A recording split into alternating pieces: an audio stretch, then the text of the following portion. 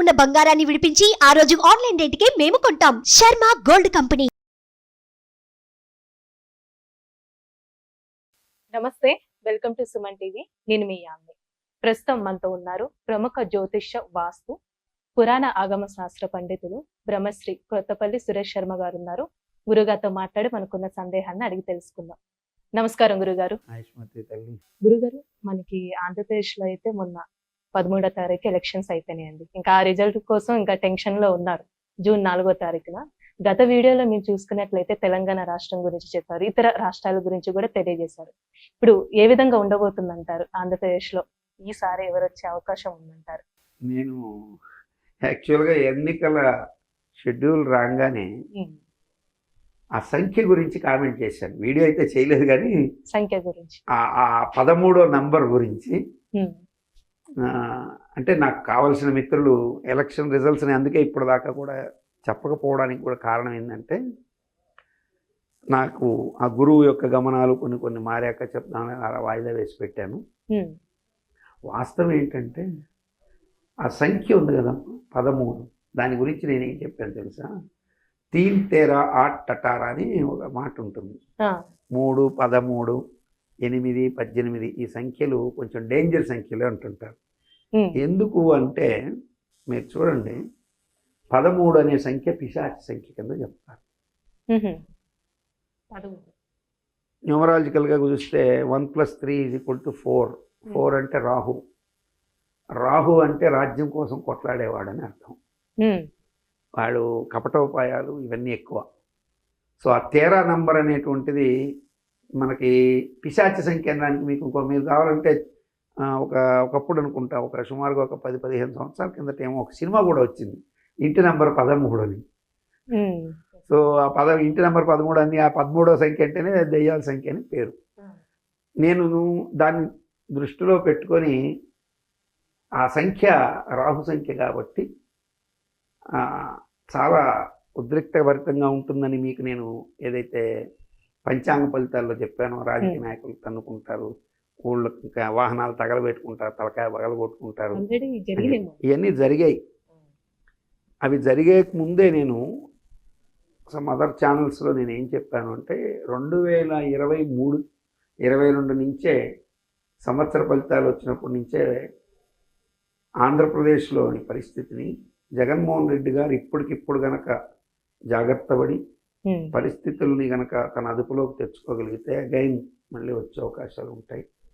లేదంటే కుటుంబ స్థానంలో శని ఉండడం, ఇది ఆయన పేరుని బట్టి. జగన్మోహన్ రెడ్డి అంటారు కానీ ఆయన ఆరోగ్యంలో పుట్టినందువల్ల ఆయన కుమారస్వామి రెడ్డి అని ఎవరు అనరుగా. ఇప్పుడు మిమ్మల్ని ఆయన ఏపీ సీఎం అంటే ఏం చెప్తారు మీరు? ప్రెసెంట్ ఎవరైతే ఉన్నారో వాళ్ళ గురించి చెప్తాం. అంటే మామూలుగా పాత రోజులు అనుకోండి, ఏమంటారు? ఏపీ సీఎం అంటే ఏమంటారు? జగన్మోహన్ రెడ్డి గారు అంటారు. అంటే జగన్మోహన్ రెడ్డి గారు అంటారు కానీ ఆయన ఆరుద్ర నక్షత్రంలో పుట్టారని చెప్పేసి ఆయన్ని మీరు కుమారస్వామి రెడ్డి అను, జ్ఞానప్రసాద్ రెడ్డి అని అనరుగా. సో జగన్మోహన్ రెడ్డి అన్న పేరును బట్టి ఆయన మకర రాశిలో ఉన్నాడు, కుంభరాశిలో శని సంచారం మొదలైనప్పుడు కుటుంబంలో కలతలు వస్తాయని నేను ముందుగానే గెస్ చేసి చెప్పాను. ఆల్రెడీ వచ్చాయి సోదరి, అది దూరం చేసుకోకుండా ఈయన అలర్ట్ అవుతారనే ఉద్దేశంతో ఆనాడు చెప్పాను. కొంతమంది సన్నిహిత నాకు ఉండేటువంటి నన్ను అభిమానించే వ్యక్తులు కూడా వైసీపీ వాళ్ళు ఎక్కువ. అఫ్కోర్స్ నాకు పార్టీలతో సంబంధం లేదు, నన్ను అభిమానించే వాళ్ళు కూడా నన్ను పార్టీలకు అతీతంగానే చూడమని చెప్తారు. కానీ నేను ఎవరి మీద ద్వేషంతో ఉన్నాను, అందరూ బాగుండాలని కోరుకుంటాను. కానీ జాతకంలో ఉన్నది చెప్పడం నా ధర్మం. అంచనాలు మనం ఏదో మన లెక్కలు చెప్పకూడదు. మన లెక్కలు చెప్తే అది వేరుగా ఉంటుంది. సో నా లెక్కలు నేను ఆంధ్రప్రదేశ్ పౌరుడి కింద నా లెక్కలు చెప్పమంటే అది ఒక రకంగా ఉంటుంది. జాతకంగా చెప్తే ఒక ఫలితం ఉంటుంది. జాతకపరంగా చూసినట్లయితే జగన్మోహన్ రెడ్డి గారికి అప్పుడు బ్యాడ్ టైం స్టార్ట్ అయింది. సో ఇప్పుడు ఒకవేళ ఆయన ఆరుద్ర ప్రకారమే జాతక రీత్యా ఎత్తుకున్న పితృస్థానంలో శని ఉండడం, అష్టమ శని వదిలి పితృస్థానంలోకి శని ప్రారంభమైన తర్వాతనే సునీత గారు ఉద్రేకంగా వెళ్ళడం, షర్మిల గారు ఉద్రేకంగా వెళ్ళడం, తల్లి గారు ఎటు మాట్లాడని పరిస్థితి ఉండి ఆఖరాలు మళ్ళీ షర్మిల గారికి సపోర్ట్ చేయడం, ఇవన్నీ జరిగాయి. ఆనాడే నేను మాతృస్థానం వీక్ అయింది, సోదర స్థానం వీక్ అయింది, కుటుంబ స్థానం వీక్ అయింది అని కొట్టుకున్నాను. ఎవరు వినరు. ఎందుకంటే గ్రహఫలం అలా ఉంటుంది. సో కాబట్టి జగన్మోహన్ రెడ్డి గారు ఇప్పుడు కూడా జాతకపరంగా ఆషామాషిగా ఓడిపోయే అవకాశం అయితే లేదు. 60 నుంచి 70 లేకపోతే ఇంకొక 5 సీట్లతోనూ 75 సీట్ల వరకు వచ్చే అవకాశాలు ఉంటాయి. అంటే అంతకు ముందులా కాకుండా కొంచెం తగ్గే అవకాశం. కొంచెం కాదు, ఆయనకు వచ్చిన మెజార్టీ చాలా వరకు వెళ్ళిపోయినట్టు కదా. అవునండి. 60-70లకు వస్తే సగానికి సగం పోయినట్టే కదా. పోయినట్టే. 70 అంటే 70 140 కంటే ఎక్కువ వచ్చాయి ఆయనకి. 151 వచ్చింది. జగన్మోహన్ రెడ్డి గారికి గెలవడం అనేది ఈసారి కష్టమే. అనేక మంది ఒక్కొక్కరు ఆయనైతే మంత్రదండం స్వామిని ఎవరు ఆయన మంత్రదండం చెప్తూ మెజార్టీలతో కూడా చెప్తున్నాడు. మరొక జ్యోతిష్కుడు అసలు జగన్మోహన్ రెడ్డి గారికి తప్ప ఇంకొకటి లేదని ఆయన ఏదో గట్టిగా చెప్తున్నాడు. సో ఈ మంత్రదండం అనేది వద్దులే, ఆయన కూడా ఫీల్ అవుతాడు. ఎవరో ఒక ఆయన ఒక స్వామి నాకు ఎవరో పంపిస్తుంటారు కదా, ఆ స్వామి ఖచ్చితంగా జగన్మోహన్ రెడ్డి గారు వాళ్ళ ఎమ్మెల్యేల మెజార్టీలతో కూడా చెప్పడం మొదలుపెట్టాడు. మరొక ఆయన ఇంకొక రకంగా చెప్తాడు. ఒక్కొక్కరు వాళ్ళ ఇవన్నీ నాకు తెలిసినంత వరకు ఏంటంటే వీళ్ళు అంచనాలతో జ్యోతిష్యం చెప్తున్నారు. అంచనాలతో జ్యోతిష్యం చెప్పడం వల్ల జాతకం మారిపోదు.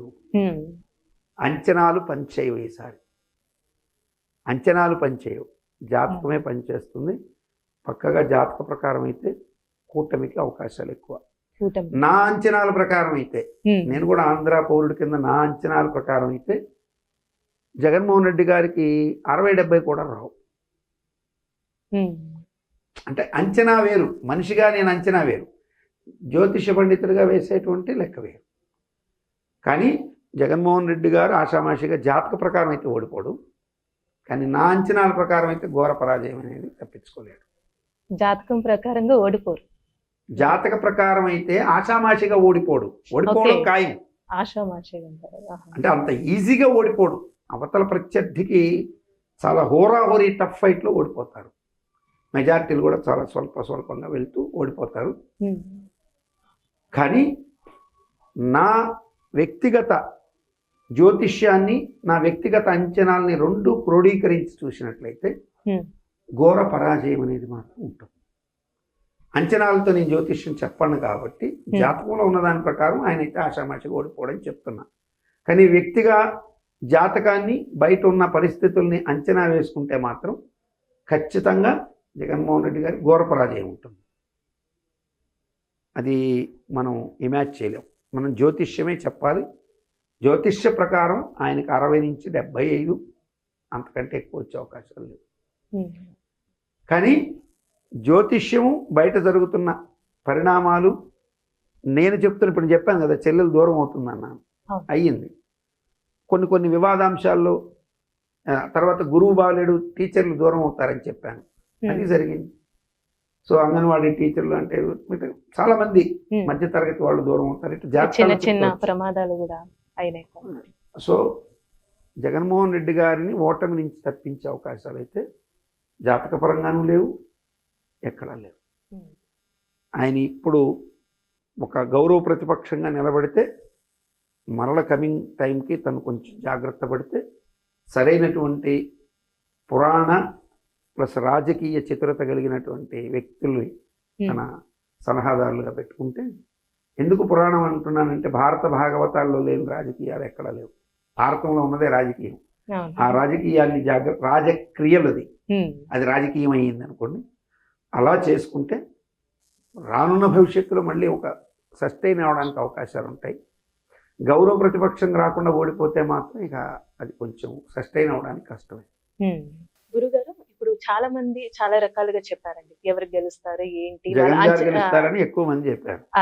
అసలు మీరు ఏ విధంగా అంచనా వేస్తున్నారు, అసలు ఏ విధంగా ఇంత గట్టిగా చెప్తున్నారంటారు? అంచనాలు వేరని చెప్పాను కదా మనకు, అంచనా వేరు. ఇప్పుడు ఎన్నికల రిజల్ట్స్ చెప్పడానికి ఎన్నికల ముందు ఆయా పార్టీలు ఏమి నిర్వహిస్తాయి? సర్వేలు.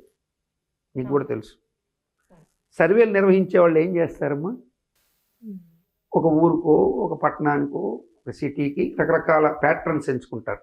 అంటే రూరల్, అర్బన్, సిటీ, ఇంకా చెప్పాలంటే ఇంకా కొంచెం డెప్త్కి వెళ్ళి ఆయా వర్గాల దగ్గర నుంచి ఫీడ్బ్యాక్ తీసుకుంటారు కదా. సో చెప్తున్న వాళ్ళందరూ కూడా మనుషులే కదా, ఫీడ్బ్యాక్ చెప్పేవాళ్ళు మనుషులే కదా. జంతువులు, కుక్కలు, పిల్లలు అయితే చెప్పవు కదమ్మా.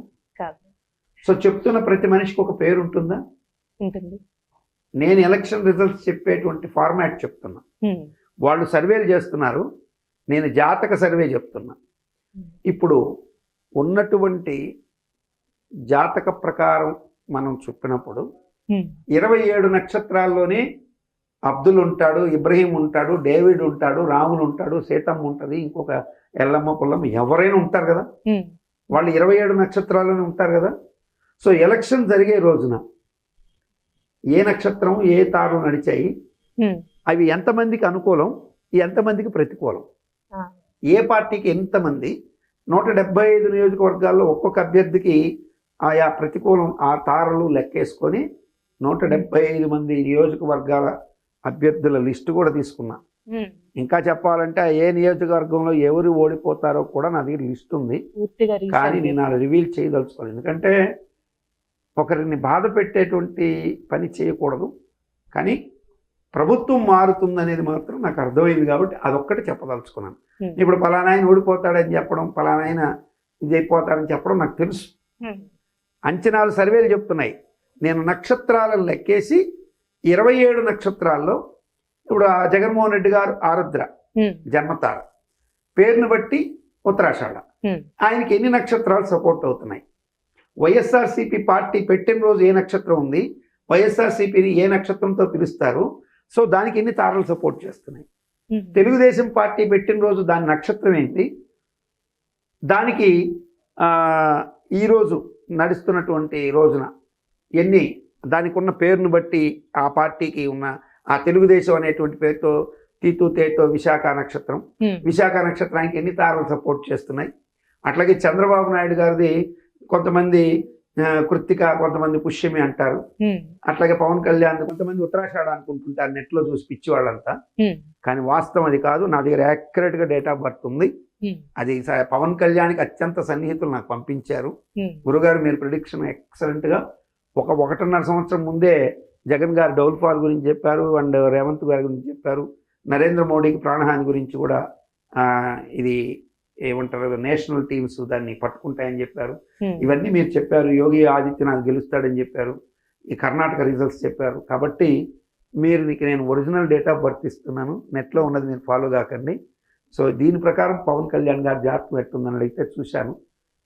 నేను సంవత్సరం రివీల్ చేయను, ఖచ్చితంగా ఆయనదైతే పుష్యమి నక్షత్రం. అందరూ అనుకుంటున్నట్టు ఉత్తరాషాఢ కాదు, వెరీ క్లియర్. అది చూసి కొంతమంది ఓ అని టీవీల ముందుకు వచ్చి ఉత్తరాషాఢ నక్షత్రం పవన్ కళ్యాణ్ అని చెప్తుంటారు. తప్పు. ఆయనది పక్కగా పుష్యమి నక్షత్రం. ఆయన పుట్టిన సంవత్సరం అని నాకు పంపించారు. నేను జాతకం కూడా చూశాను. పవన్ కళ్యాణ్ గారి యొక్క విజయాన్ని ఆపాడం అనేది కూడా జరిగే క్వశ్చన్ లేదు. ఎందుకంటే వెనకటికి ఎవరో అంటారు కదా, శ్రీశ్రీ కవిత్వం ఉంది, అరిచేతిని అడ్డుపెట్టి సూర్యకాంతిని ఆపదే అంటే నిజాన్ని ఆపలేమని.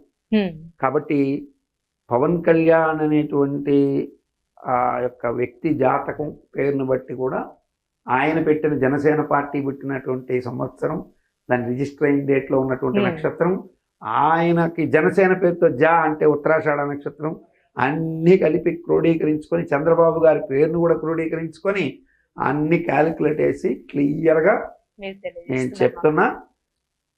నాకు అందుకే నేను అంచనాలు వేరు, జ్యోతిష్య ప్రకారం అయితే కొంచెం టైట్ ఫైట్ నడుస్తుంది. ఆషామాషిగా అయితే ఓడిపోడు, కానీ ఓడిపోవడం పక్క, ఆషామాషిగా ఓడిపోడు జగన్మోహన్ రెడ్డి. కానీ నా అంచనా ప్లస్ నా జాతకం రెండు కనుక ఒకటైతే మాత్రం ఘోర పరాజయం ఉంటుంది. చాలా చక్కగా తెలియజేశారండి ఏపీ పాలిటిక్స్ గురించి. ధన్యవాదాలు. సుమన్ టీవీలో మీ పర్సనల్ అండ్ బిజినెస్ ప్రమోషన్స్ కోసం కింది నెంబర్కి కాంటాక్ట్ చేయండి.